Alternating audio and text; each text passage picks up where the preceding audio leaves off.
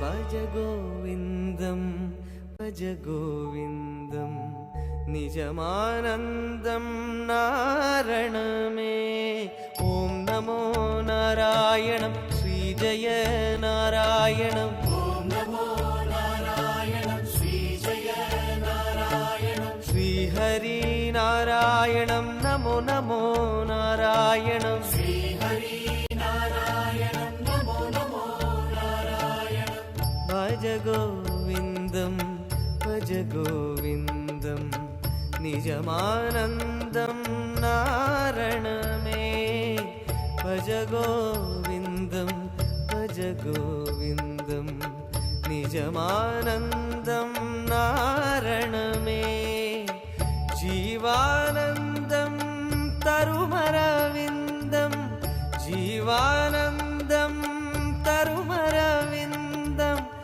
निदाने हरि माधवमे निन् निழல் தருமே பரிபூரணமே गोविन्दं भज गोविन्दं हरि गोपालं परमानन्दं गोविन्दं भज गोविन्दं हरि गोपालं परमानन्दं भज गोविन्दं भज गोविन्दं निजमानन्दं नारणमे गोविन्द गोविन्द ॐ नारायणं महाज्ञेयं विश्वात्मानं परायणं नारायणपरो ज्योतिरात्मा नारायणः परः नारायणपरं ब्रह्मतत्त्वं नारायणः परः नारायणपरो ध्यानं नारायणः परः नारायणाय विद्महे वासुदेवाय धीमहि तन्नो विष्णु प्रचोदयात् நரசிம்மர் சுவாதி நட்சத்திரம்.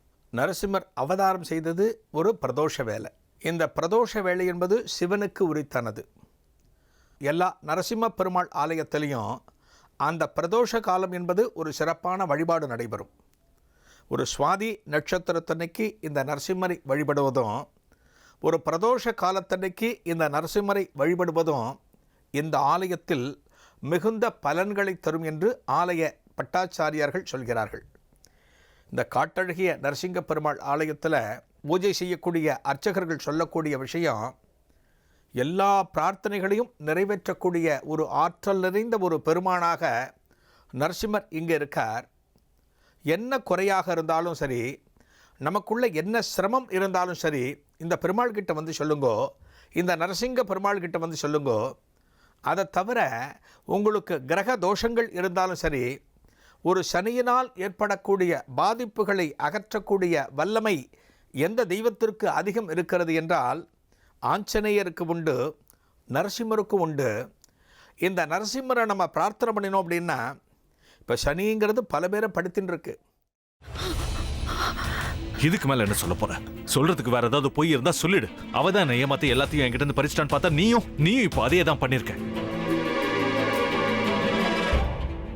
ஏன் ஆலியா, ஏன் இப்படி பண்ண? இந்த உலகத்துல பாட்டிக்கு அப்புறம் நான் யார் மேலேயாவது உயிரையே வச்சிருக்கேன்னா அது ஊ மேலதான் உனக்கு தெரியாதா? ஏன் இப்படி பண்ண ஆலியா? உனக்கு காசு பணம் அவ்வளவு முக்கியமா போயிடுச்சு. அதுக்காக நம்ம உறவை கூட மறந்துடுவியா?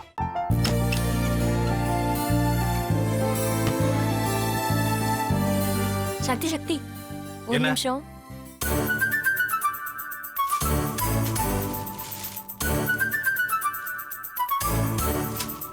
இந்தாங்க. என்ன இது? உங்களுக்கு பிடிச்ச பிராண்ட் செப்பல். இது என்ன, நான் தலையில வச்சுட்டு தூங்கணுமா? சரி, அதை விடுங்க. இங்க பாத்தீங்களா, டைம் பீஸ். இதோட அலாரம்க்கு தான் நீங்க டெய்லி எந்திரிக்கணும். அதெல்லாம் என் மொபைல்ல இருக்கு. முத்து, முத்து,